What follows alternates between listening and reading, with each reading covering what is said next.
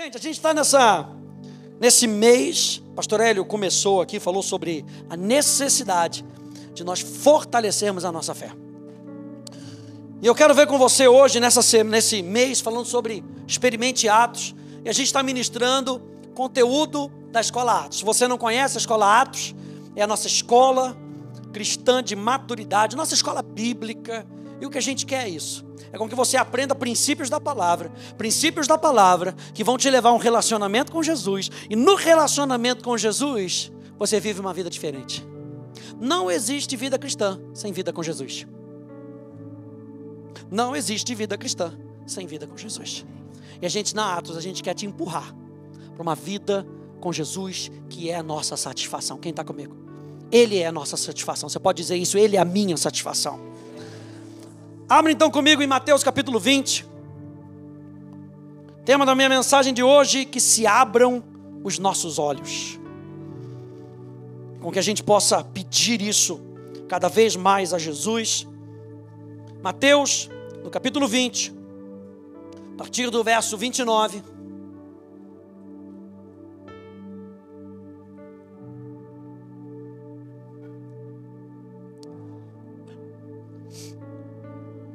Quem achou diz amém. Quem ainda não achou diz espera por mim, pastor, aleluia. Saindo eles de Jericó, verso 29, uma grande multidão seguia Jesus. E eis que dois cegos, sentados à beira do caminho, tendo ouvido que Jesus passava, começaram a fazer o quê? A gritar: Senhor, Filho de Davi, tem compaixão de nós. Mas a multidão os repreendia para que se calassem. Eles, porém, gritavam cada vez mais: Senhor, Filho de Davi, tenha compaixão de nós. Jesus parou, chamou-os e perguntou: o que é que vocês querem que eu faça para vocês? E eles responderam: Senhor, que se abram os nossos olhos. Profundamente compadecido, Jesus tocou nos olhos dele e imediatamente recuperaram a vista e o seguiram. Senhor, nessa noite nosso coração está aberto para ouvir a Tua palavra, ouvir a direção da Tua voz. Nessa noite a nossa mente está ativa, Jesus, focada, para, Senhor, percebermos não somente a Tua presença, mas os sussurros, Senhor, da Tua voz. Nós te pedimos, meu Deus, fala conosco, fala com o nosso espírito, reverbera o céu no nosso coração, para que nós possamos sair daqui, Senhor, com uma palavra que vai guiar a nossa semana, vai transformar a nossa vida. Eu assim oro no nome maravilhoso de Jesus, que a igreja diga amém. Amém. O que a gente pode então entender desse texto de Mateus? De forma bem objetiva, a primeira coisa que eu vejo nesse texto de Mateus é que quem quer busca. Simples assim.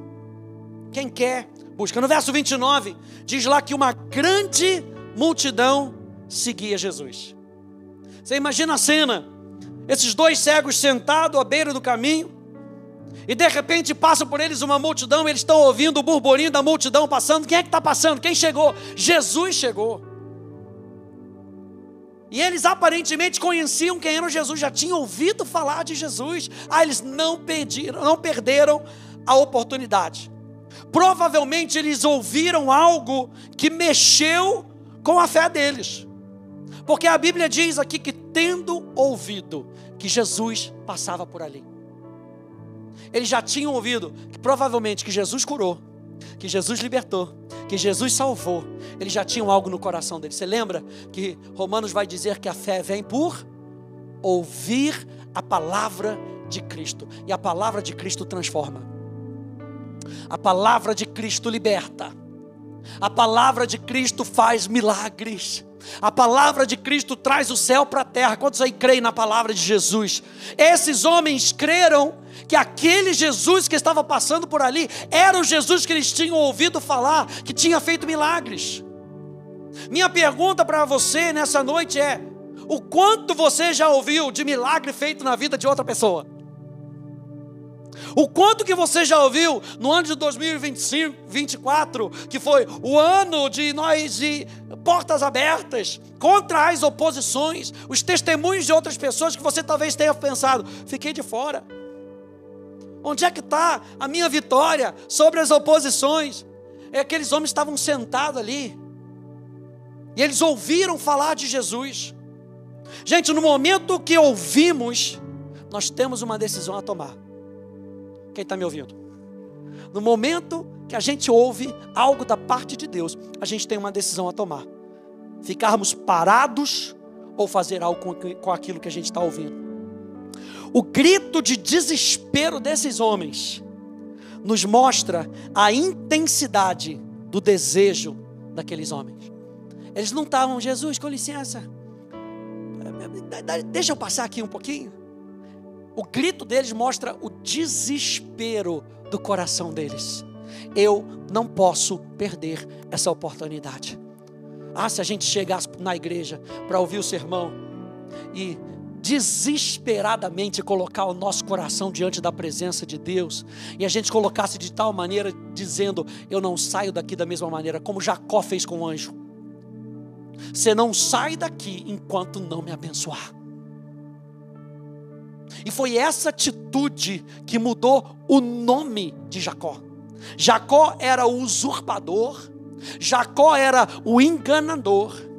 Mas o desejo do coração de Jacó, de se pegar naquele anjo, porque ele entendeu que aquela era a presença de Deus, ele se apegou de tal maneira que ele falou: não deixo você sair, até que algo aconteça na minha vida. Ele sabia que a presença daquele homem de Deus podia transformar a existência dele. E muda, porque ele muda de nome. De usurpador e de enganador, ele se torna um guerreiro. Ele se torna aquele que lutou com Deus e prevaleceu. Como é que está a urgência no nosso coração pelas coisas de Deus?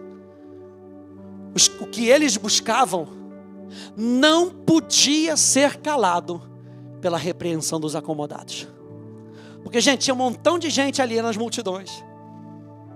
Eu sempre falo que são as pessoas que ficam na periferia de Jesus. Encosta em Jesus, passa e esbarra em Jesus, mas nada acontece. É aquele que a gente vai perguntar para a pessoa, fala assim: está lendo a Bíblia? Leia a Bíblia todo dia, oro 5 vezes por dia. A vida está desgraça, a vida está ruim. Que tipo de relacionamento a gente está tendo com Deus?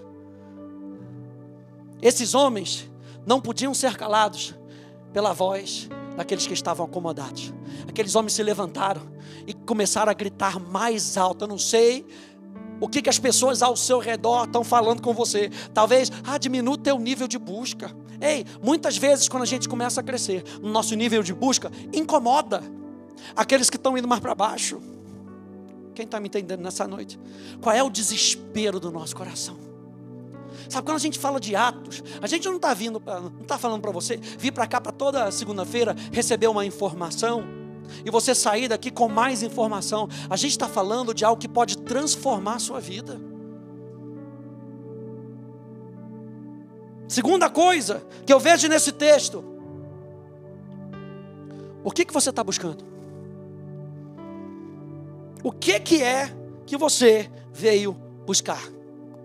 Minha pergunta para você hoje, nessa noite, para você refletir: o que você veio buscar?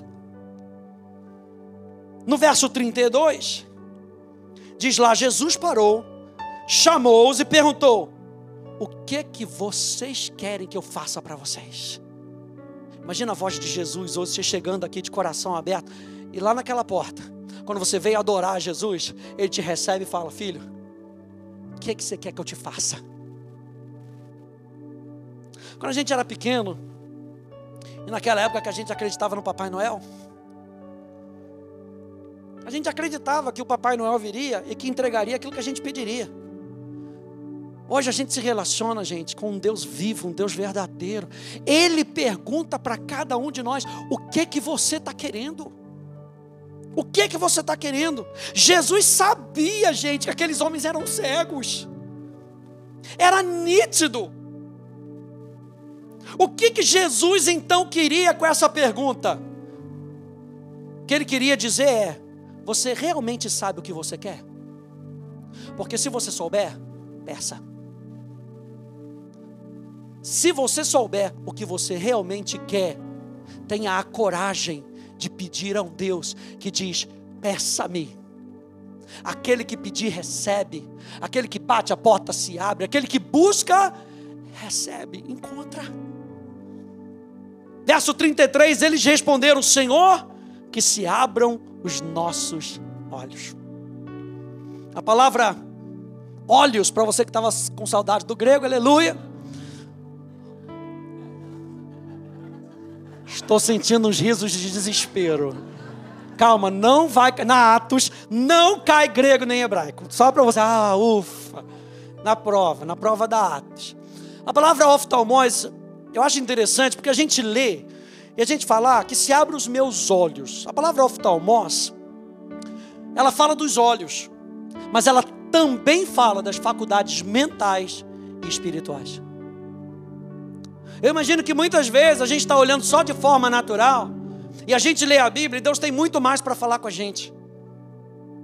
A gente olha para esses homens, e eu quando estava lendo essa passagem, na minha leitura, isso me pegou, eu falei, é isso que eu vou falar, não experimente Atos. Porque às vezes a gente está precisando de coisas materiais, e o sentido bíblico, ele é amplo, e ele está dizendo para você, não tenha só essas coisas materiais em vista. A palavra olhos também tem a ver com faculdades mentais e espirituais. A raiz dessa palavra, optanomai, quer dizer ver, olhar, contemplar algo que aparece e é revelado. É muito mais do que apenas a vista. Para mim, qual deve ser o clamor do nosso coração? Eu preciso de revelação no meu coração. Que os meus olhos espirituais se abram. Que os meus olhos espirituais se abram. Os olhos na Bíblia podem ser simbólicos da habilidade de compreender verdades espirituais. Sabe quando você vai pegar a Bíblia e você vai fazer a sua leitura diária, né? Quem já pegou aí os 312 dias para ler a Bíblia, você está lendo a Bíblia, está seguindo, marcando as bolinhas, glória a Deus. Naquele momento que você está lendo, essa tem que ser o nosso pedido: Senhor, que os nossos olhos se abram. Eu preciso enxergar além da letra. Eu não sei se você faz essa oração, mas tem ousadia de fazer essa oração, com que não seja apenas uma leitura casual da Bíblia. Eu preciso que os olhos do meu coração estejam abertos para aquilo que eu vou enxergar. Esse deve ser o nosso pedido: Senhor, abre os meus olhos espirituais. Olha o Salmo 119, verso 18. Abre os meus olhos para que eu veja as maravilhas da tua lei. Veja que o salmista, ele não está colocando aqui: abre os meus olhos para que eu veja a tua lei. Não, eu quero enxergar na tua lei, na tua palavra, o que é maravilhoso. Eu quero enxergar na tua palavra aquilo que está oculto aos meus olhos naturais. Eu quero perceber com o meu espírito. Abre comigo em Lucas capítulo 11, por favor. Lucas no capítulo 11. Nós estamos falando sobre esse desespero no nosso coração, essa busca no nosso coração, de querer mais, de querer enxergar mais, de querer enxergar além. Senhor, abre os nossos olhos nessa noite para que a gente enxergue além das coisas naturais. Lucas no capítulo 11, no verso 33, diz assim: ninguém, depois de acender uma candeia, a põe em lugar escondido, nem debaixo do alqueire, mas no velador, a fim de que os que entram vejam a luz. Se os teus olhos, são os teus olhos a lâmpada do teu corpo. Se os teus olhos forem bons, todo o teu corpo será luminoso. Mas se forem maus, o teu corpo ficará em trevas. Repara, ou seja, preste atenção, pois que a luz que há em ti não sejam trevas. Se, portanto, todo o teu corpo for luminoso, sem ter qualquer parte em trevas, será todo resplandecente como a candeia que te ilumina em plena luz. Eu e você, gente, a Bíblia diz que nós fomos criados para ser luz do mundo. E luz ilumina. Luz expulsa as trevas. Luz mostra a direção. Mas antes da gente poder iluminar, esse texto de Lucas 11 nos revela algo muito interessante.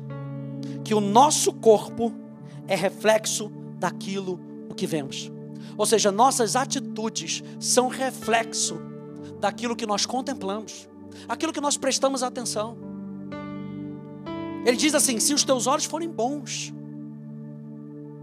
Bom aqui tem um sentido de algo único, algo que não composto, algo singular.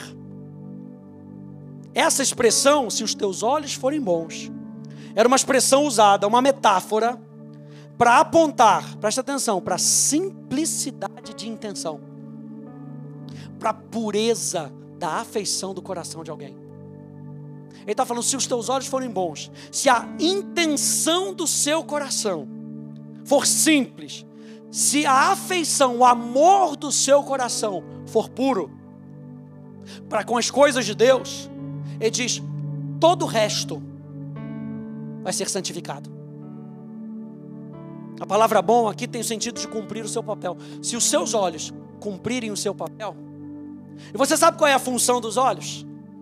A função dos seus olhos é captar, perceber a luz, para gerar uma visão e dar uma direção. Ou seja, os seus olhos nesse momento estão pegando a luz que está acontecendo. É por isso que quando a gente vai entrando no lugar que a luz está mais baixa, é mais difícil de enxergar.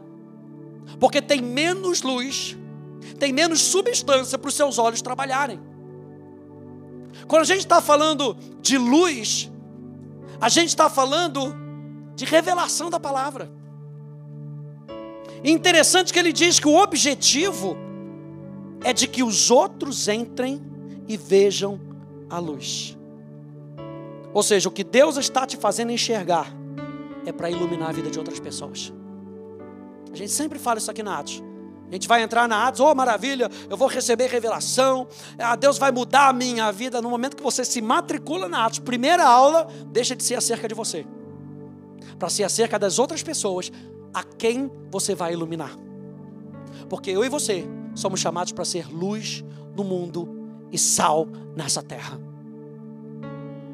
Por outro lado, se os teus olhos forem maus, diz Jesus, ou se os seus olhos forem defeituosos, se você não conseguir captar com clareza, se a sua visão for duplicada, quem já teve que ir no médico? E aí vai lá no médico oftalmologista e o médico fala assim, traz um acompanhante com você, que eu vou pingar aquele colíriozinho da benção, aleluia.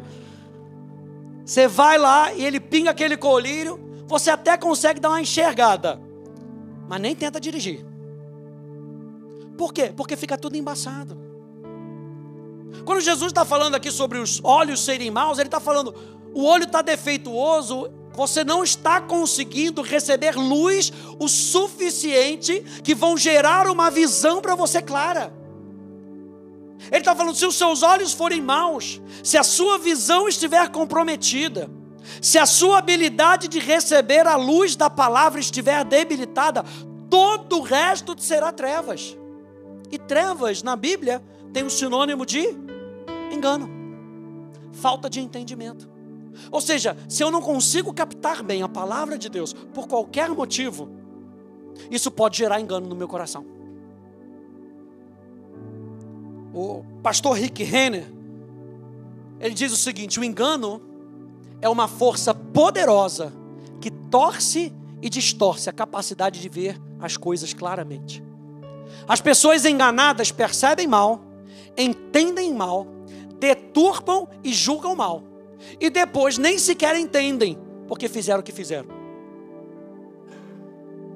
É o cuidado que nós temos que ter. Mais uma vez, o clamor do nosso coração é, Senhor, abre os meus olhos. Porque com os meus olhos abertos e fixos em Ti, eu não vou ser enganado pelas trevas. Salmos 13, verso 3 e verso 4, diz assim, olha para mim e responde-me, Senhor, meu Deus.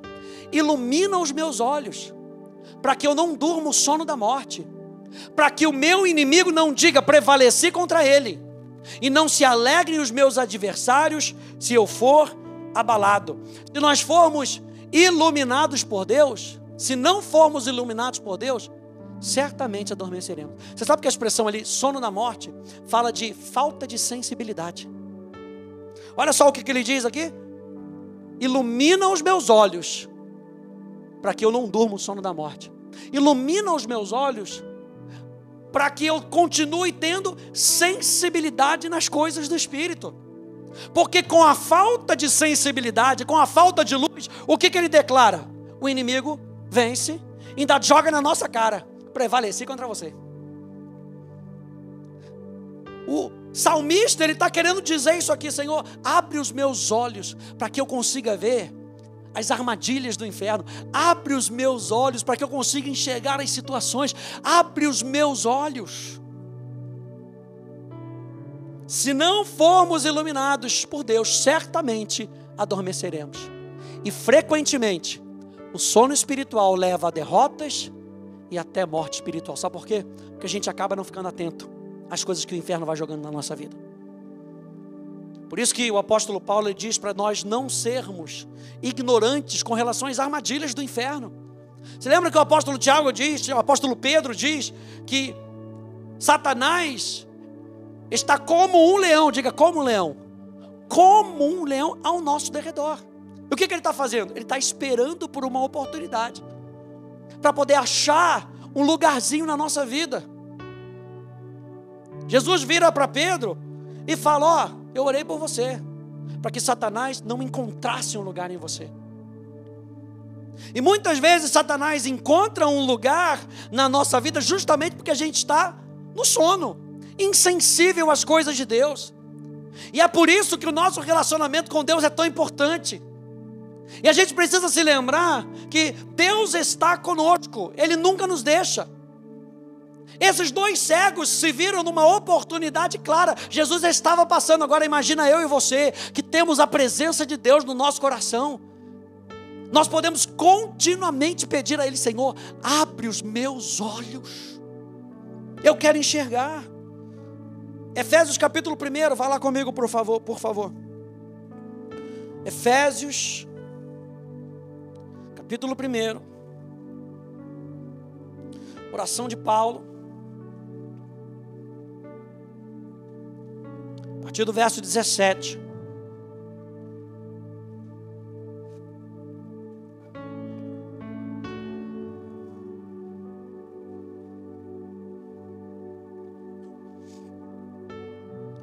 Efésios capítulo 1, verso 17, até o verso 19.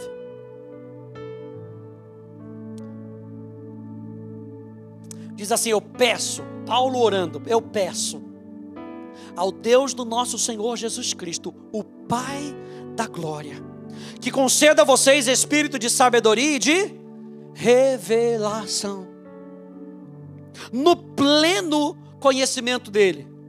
Peço que Ele ilumine os olhos do coração de vocês, para que saibam qual é a esperança da vocação de vocês, qual é a riqueza da glória da sua herança nos santos, e qual é a suprema grandeza do seu poder sobre nós, os que cremos, segundo a eficácia da força do seu poder. Paulo estava orando para que o Espírito Santo pudesse ser agente na vida daqueles crentes em Éfeso. E você lembra que Jesus fala que era necessário com que ele fosse, para que ele pudesse mandar o Espírito Santo, para que o Pai pudesse enviar o Espírito Santo. E ele fala: ele vos lembrará, ele vai iluminar o coração de vocês. O Espírito Santo é o Espírito da verdade. Ele nos guia em toda a verdade, ele nos guia a toda a verdade, para que a gente não somente conheça a verdade, mas a gente pratique a verdade e seja luz para as outras pessoas. Terceiro ponto: o desejo de Jesus. Lá em Mateus capítulo 20, no verso 34, nos lembra que, profundamente compadecido, Jesus tocou nos olhos dele. O desejo de Jesus é com que você veja. Vou falar mais uma vez. O desejo de Jesus é com que você veja, é com que o seu coração seja iluminado, é com que revelação chegue no seu coração. É o desejo de Jesus. As realidades do mundo espiritual não estão escondidas de você, a gente sempre fala isso. As realidades do mundo espiritual estão escondidas para você que nasceu de novo e tem um coração aberto. É para você. João capítulo 3, no verso 3, Jesus respondeu: em verdade lhe digo que se alguém não nascer de novo, não pode ver o reino de Deus. A palavra ver é a palavra oral, que significa ver, perceber. Esse aqui eu gostei. Conhecer, e é um conhecer de primeira mão, e experimentar. Agora vamos traduzir aqui de novo. Em verdade lhes digo que se alguém não nascer de novo, não pode experimentar o reino de Deus.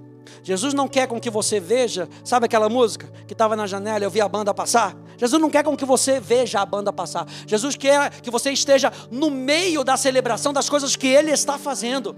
Cristianismo não é estar do lado da janela, como Mical ficou do lado da janela, olhando o rei Davi celebrar uma conquista.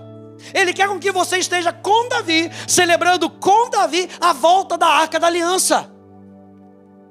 Cristianismo é um relacionamento que faz você celebrar com Jesus.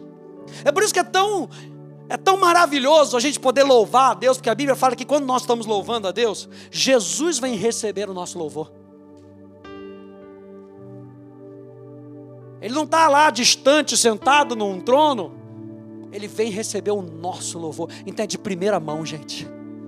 Ele recebe o seu louvor aqui em Ribeirão Preto. O Inácio Luiz Pinto, 570, aleluia, para você que está em casa. Ele vem receber aqui, ó. Você está aí na sua cadeirinha, ele está aqui na sua frente. Sorriso no rosto, recebendo o louvor do seu coração. Porque cristianismo tem a ver com experimentar a vida de Cristo. É um assunto do coração, gente. Se o coração estiver fechado para o que Deus revela, a gente nunca vai experimentar as riquezas do reino. Eu me lembro certa vez lá no Rio, que um pastor estava fazendo a escola. E gente, 3 meses de escola, 3 meses. No final do 3º trimestre, dia de prova, lá vem ele contar as bênçãos. E conta. Eu falei, cara, 3 meses só, já aprende, já pegou. E num outro cenário, uma pessoa que passou 2 anos fazendo atos, chega no final, tem um problema, coisa e tal. Essa escola não me serviu de nada. A mesma palavra, o mesmo ensino, corações diferentes. Quando a gente estuda a parábola da semeadura, da semente, do semeador, a gente vê que o que faz a diferença na parábola do semeador é o quê? O solo. Então como é que está o nosso coração? O que Jesus está falando aqui para Nicodemos? O que vai fazer a diferença para você pegar ou não as verdades espirituais é a condição do seu coração.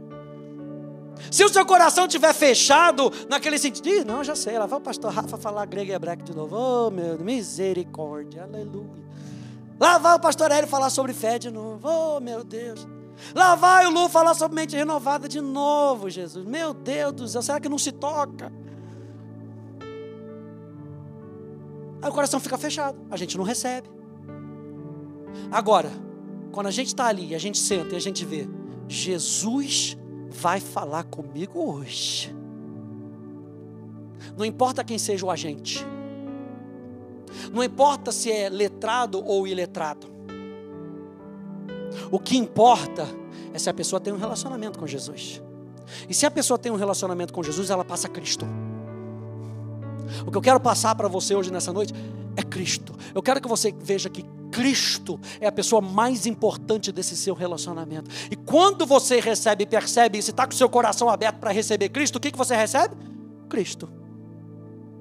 Porque a pregação da palavra é tão sobrenatural, gente, que Deus fala através da pregação. Sei que o ditado diz, né, que você pregue, se possível, com palavras e atribui a São Francisco. Que lindo, mas não é bíblico.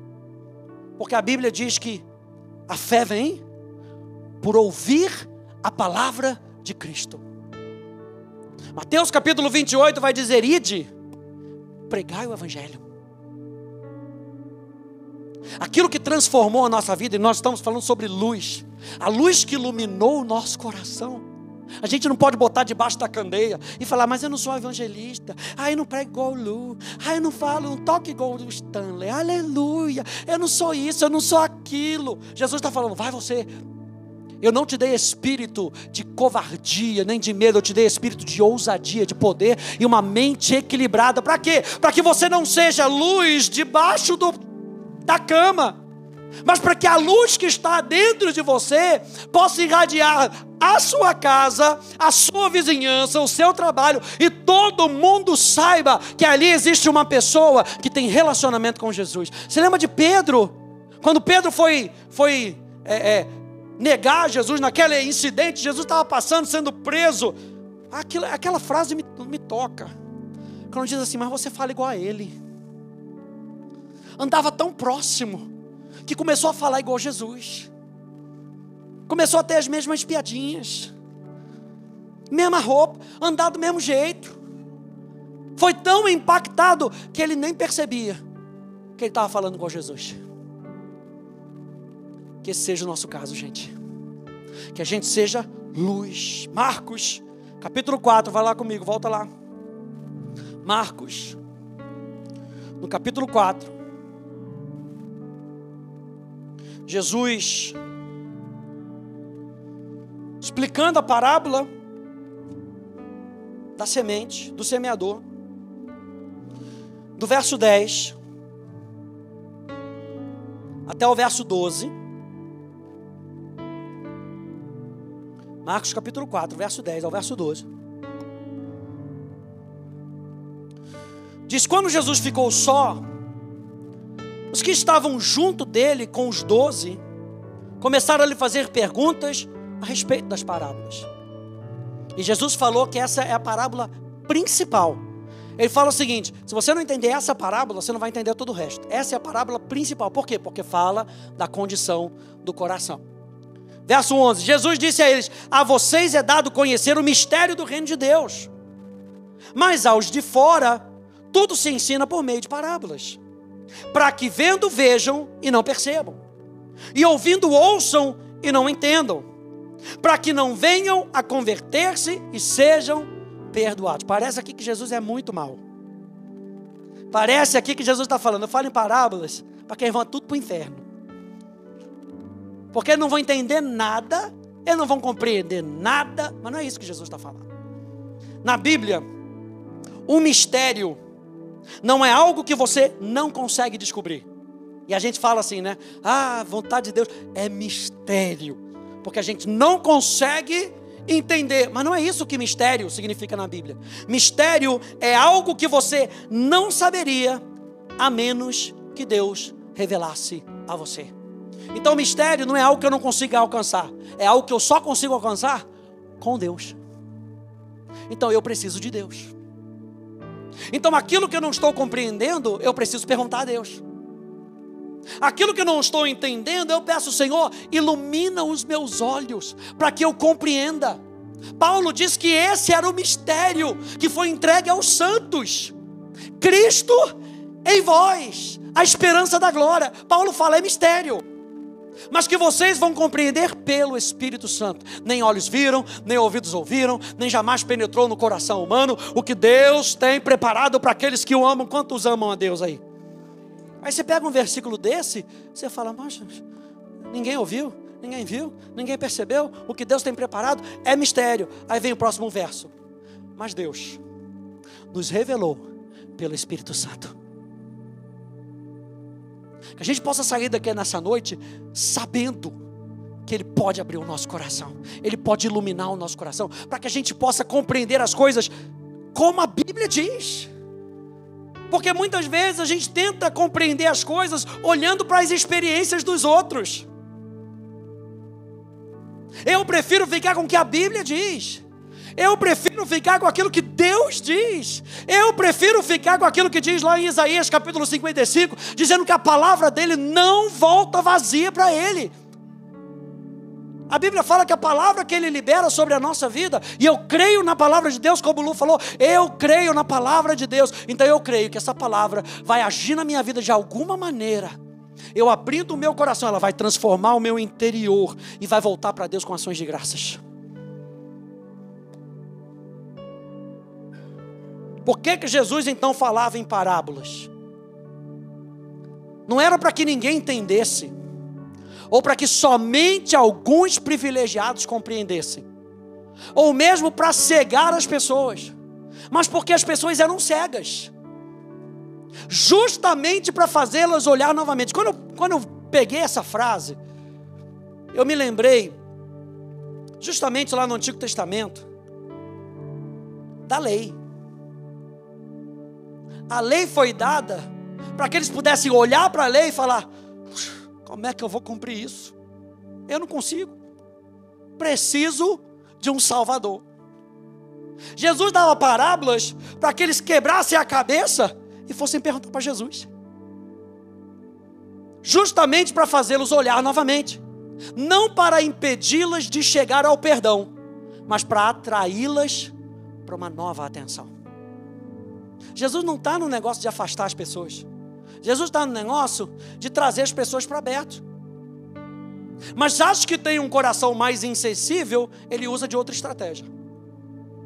No Novo Testamento ele usava de parábolas. O desejo de Jesus é que você experimente. A chave para isso é o seu coração, são as suas intenções, é a intensidade da sua busca. Não é interessante que quando Jesus ele cita isso, ele cita para que vejam, não percebam, e ouvindo, ouçam, não entendam. Jesus está citando Isaías, Jesus está citando a palavra. Jesus está citando Isaías capítulo 6, no verso 9, onde Deus está falando de corações insensíveis. Lembra que a gente falou de Davi? Orando: Senhor, com que eu não caia no sono da morte, com que eu não seja insensível. Sabe que a pregação pode estar rolando aqui, e Deus está falando, mas ainda assim, nós podemos ter pessoas de coração insensível. Então é a busca do nosso coração, gente. A intensidade do nosso coração. 2 Coríntios capítulo 3, no verso 18, diz assim: e todos nós, com o rosto desvendado. Quem é que desvenda as coisas no nosso coração? É Deus. Lembra que a gente falou que mistério é aquilo que Deus quer com que a gente descubra com a ajuda dele? Então é Ele quem revela para nós. Não vem de nós mesmos, nós precisamos dele. Então quando Paulo fala do rosto desvendado, está falando daquele que é nova criatura, aquele que nasceu de novo, tem o rosto desvendado por uma ação divina. Mas olha só o que ele complementa: contemplando. Depois de você ter o rosto desvendado, a sua atitude é contemplar, como por um espelho, o quê? A glória do Senhor. Não é para ficar olhando para qualquer coisa, não é para ficar olhando para a situação da pessoa ao redor, é para continuamente contemplar a glória do Senhor. Contemplando a glória do Senhor, aí nós somos transformados. Quem é que nos transforma? O Senhor. E nós somos transformados de glória em glória. Não sei se você já percebeu ali, mas você contempla a glória e você é transformado de glória em glória. Agora, se eu contemplo só o prejuízo, no que eu vou ser transformado? Se eu fico olhando só para as coisas desse mundo, no que eu vou ser transformado? Então o que Paulo está trazendo ali é: onde é que você tem colocado seus olhos? O que você tem contemplado? Ou seja, aquilo no que você fixa o seu olhar tem o poder de te transformar. Aquilo no que você fixa o seu olhar tem o poder de te transformar. E no término dessa passagem diz assim: e imediatamente recuperaram a vista e o seguiram. Imediatamente, os olhos deles foram abertos e eles tomaram uma atitude. Qual foi a atitude deles? Eles seguiram a Jesus. Eles poderiam ter agradecido a Jesus. Jesus, brigadão, valeu mesmo, fica para a próxima. A Bíblia diz que a gratidão do coração deles foi tamanha, que eles falam, agora, enxergando bem, a gente vai fazer o que a gente deve fazer, que é seguir a Jesus. A verdadeira revelação tem o poder de nos tornar mais ligados a Jesus. A gente não recebe revelação para que orgulho cresça dentro de nós. A gente não recebe revelação para que a gente faça qualquer coisa nesse mundo. A gente recebe revelação para que a gente se torne mais ligado a Jesus. Porque quando a gente recebe revelação, sabe o que está sendo revelado a nós? Jesus. Quando você lê Apocalipse, primeiras páginas de Apocalipse, Apocalipse capítulo 1, diz a revelação de Jesus Cristo. O que vai ser descortinado de Apocalipse capítulo 1 até capítulo 22 é Jesus.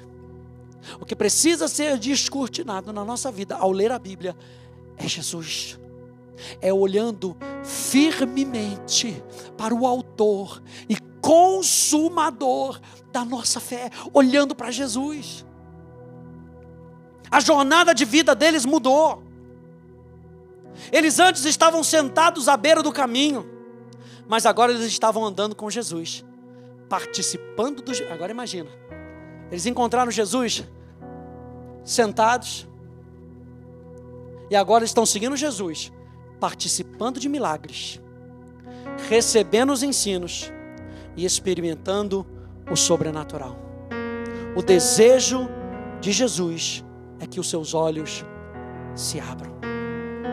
A gente tem uma oração que todo aluno da Atos recebe. E eu não sei se você faz essa oração, se você é aluno da Atos, se você foi aluno da Atos, se você tem o costume de fazer essa oração. Mas essa oração, com base em Efésios, com base em Colossenses, ela fala justamente isso. Porque a gente não pode vir para Atos e achar que é mais um curso de teologia, que é mais um curso para encher nossa cabeça. O desejo da Atos não é encher a sua cabeça, é encher o seu coração.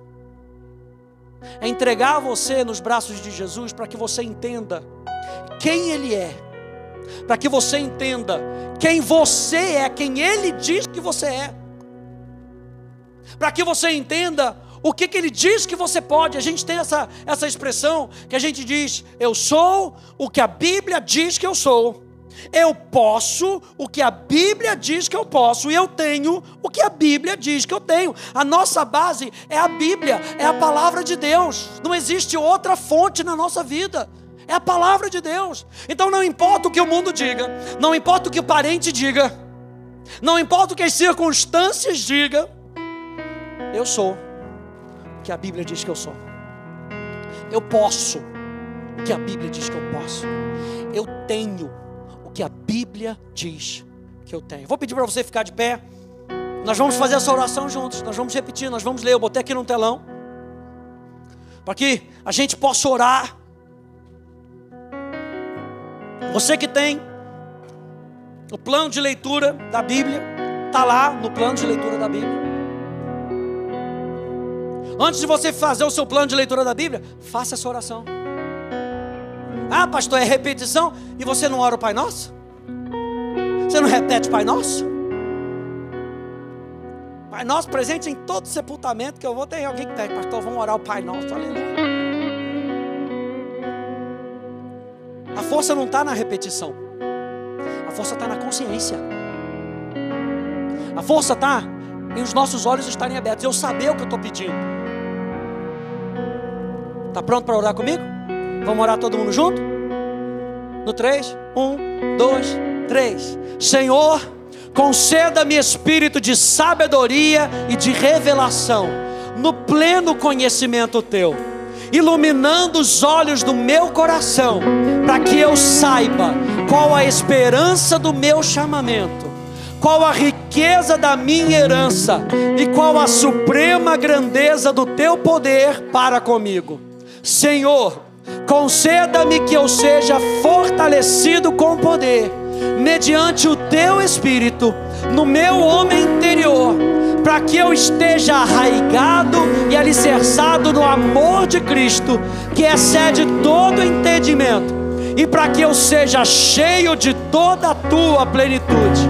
Senhor, transborda-me de pleno conhecimento da tua vontade, em toda sabedoria e entendimento espiritual, a fim de que eu viva de modo digno para o teu inteiro agrado, frutificando em toda boa obra e crescendo no teu pleno conhecimento. Diga amém, diga glória a Deus. Você pode aplaudir a Jesus. Ele abre os nossos corações, Ele abre os nossos olhos.